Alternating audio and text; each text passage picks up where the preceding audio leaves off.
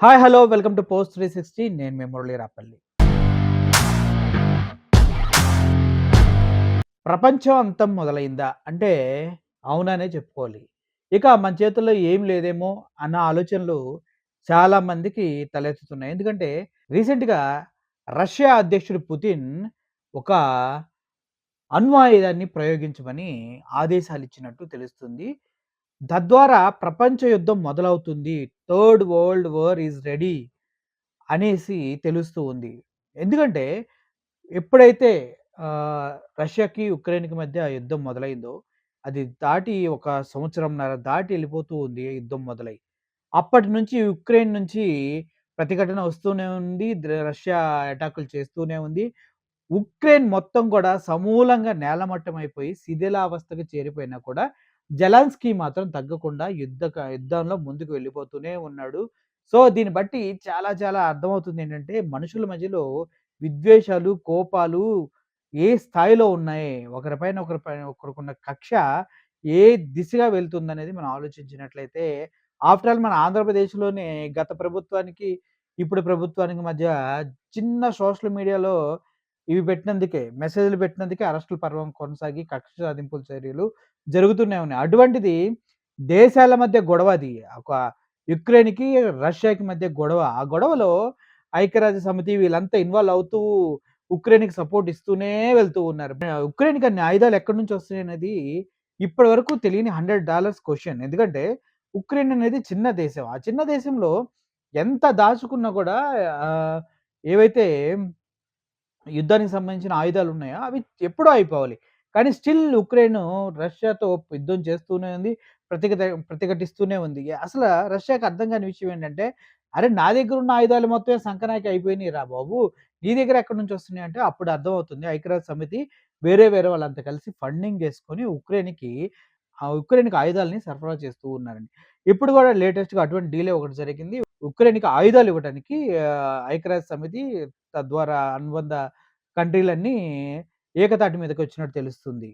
అనాదిగా అటు అమెరికాకి, ఇటు రష్యాకి వార్ జరుగుతూనే ఉంది. Cold war. ఎందుకంటే అమెరికా ఎప్పుడు అగ్రగామిగా ఉండాలని ఆకాంక్షతో ఉంటుంది. ఎప్పుడు అమెరికానే ఉండాలా, రష్యా కూడా ఉంటుంది అగ్రగామిగా అనేసి పుతిన్ యొక్క ఆకాంక్ష ఉంటూనే ఉంది. ఈ వార్ కొన్ని దశాబ్దాలుగా జరుగుతూనే ఉంది. ఇప్పుడు ట్రంప్ నెగ్గిన తర్వాత ఉక్రెయిన్‌కి ఇంకా పట్టు ఎక్కువ దొరికినట్టు అనిపించిన పుతిన్‌కి ఆ అణ్వాయుధాలని ప్రయోగించాలి. ఇంకా మన వల్ల కాదు అన్నట్టుగా పుతిన్ చెప్పినట్టు జరుగుతుంది. అది కూడా RS-25 సత్మాన్ అనే ఒక అణ్వాయుధాన్ని ప్రయోగిస్తే, ఆ అణ్వాయుధం యొక్క తీవ్రత ఎంత ఉంటుందంటే 35 కిలోమీటర్స్ రేడియస్ వరకు దాని ప్రభావం ఉంటుందని చెప్తూ ఉన్నారు. అంటే ఒక చిన్న కంట్రీ ఏదైనా ఒక కంట్రీ మొత్తం కూడా సర్వనాశనం అయిపోయే అంత స్టామినా కలిగినటువంటి అణ్వాయుధం ఆర్ఎస్ సనాతన్ అనేది.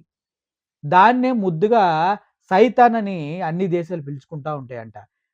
యుక్రెయిన్‌కి ఎప్పుడైతే యుద్ధం స్టార్ట్ అయిందో అప్పటినుంచి ఈ RS-25 సనాతన్‌పై ప్రయోగాలు చేస్తూ ఉండి రష్యా సక్సెస్‌ఫుల్‌గా దాని యొక్క ఇంపాక్ట్ పెంచుకుంటూ వెళ్లి సక్సెస్‌ఫుల్‌గా ప్రయోగించే శక్తికి ఎదిగిందని తెలుస్తుంది. తద్వారా ఇప్పుడు ఏమన్నా తేడా జరిగితే ఆ అణ్వాయుధాల్ని ప్రయోగించడానికి మేము సిద్ధం అంటూ లాంచ్‌కి రెడీ చేసి పెట్టారంట. సో, ఇది గనక అణ్వాయుధం గనక నిజంగా ప్రయోగిస్తే మూడో ప్రపంచ యుద్ధం అనేది మన కళ్ళ ముందే జరగబోతూ ఉంది. ఎక్కడోళ్ళక్కడ అన్నీ బిగబట్టుకొని చూడవలసిన సిట్యుయేషన్ ఇది. మీకు అవకాశం లేదు. పుతిన్ గనక ఇటు తీవ్రమైన నిర్ణయం తీసుకొని నిజంగానే ఆహ్, జెలెన్స్కీ అండ్ ఉక్రెయిన్ పైన గనక అణ్వాయుధాన్ని ప్రయోగిస్తే అక్కడితో ఆగుతాడా? లేదంటే ఉక్రెయిన్‌కి సహాయం చేస్తున్నటువంటి కంట్రీల పైన గూడా అటాక్ చేస్తాడా? అనేది ఇప్పటి వరకు ఆహ్, ఎవ్వరు ఊహకందని విషయం.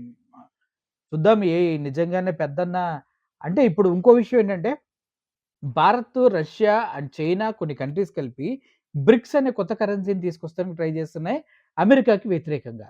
మొన్న ట్రంప్ కూడా ఎలక్షన్స్ టైమ్‌లో చెప్పాడు. బ్రిక్ లేదు, తొక్క లేదు మొత్తం పోతాయి. నేను దాన్ని అసలు యాక్సెప్ట్ చేయనంటూ ట్రంప్ చెప్పడం జరిగింది. బట్ ఏవైతే కొన్ని కంట్రీస్ అన్ని యునైటెడ్ అయ్యి బ్రిక్స్ అనే కొత్త కరెన్సీని తీసుకురావడం, ఆచరణలో పెట్టడం, దానికి సంబంధించినటువంటి యూపీఐలు, దానికి సంబంధించిన కరెన్సీ డిజైన్స్ అన్నీ తయారు చేయటం జరిగిపోయింది. అంటే ఇప్పుడు మీకొక్కడ ఒక విషయం అర్థమవుతుందా?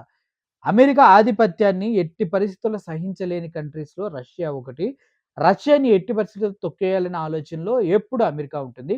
ఇప్పుడు ఉక్రెయిన్‌కి ఐక్యరాజ్య సమితి నుంచి, అమెరికా నుంచి, వేరే వేరే కంట్రీస్ అన్నిటి నుంచి కూడా అణ్వాయుధాలు, ఆయుధాలు అందే ప్రయత్నం జరుగుతూ ఉంది. దాన్ని తిప్పికొడటానికి మాత్రమే ఇప్పుడు పుతిన్ ఇప్పుడు ఏదైతే అణ్వాయుధాన్ని ప్రయోగించడానికి సిద్ధం చేశాడో, ఆ అణ్వాయుధాన్ని సిద్ధం చేస్తూ ఉన్నాడు.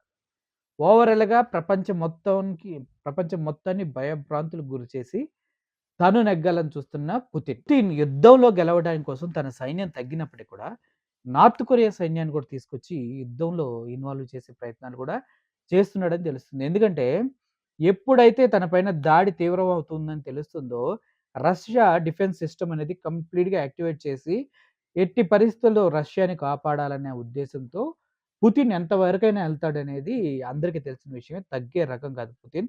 ఇప్పుడు ఇది RS-25 సనాతన్ గనక నిజంగా రెడీ చేస్తే మాత్రం మూడో ప్రపంచ యుద్ధం మన కళ్ళ ముందు జరుగుతూ ఉన్నట్లే. ఒకసారి ఆలోచించండి. ఆంధ్రప్రదేశ్‌లో మనం కొట్టుకోవటం కన్నా గూడా ప్రపంచ యుద్ధంలో పాల్గొంటామా? లేదా? పాల్గొంటే మన పరిస్థితి ఏంటి? నిజంగా ప్రపంచ యుద్ధం వస్తే ప్రపంచం మొత్తం అంతమైపోతుందా? చూడాల్సిన అవసరం ఎంతైనా ఉంది.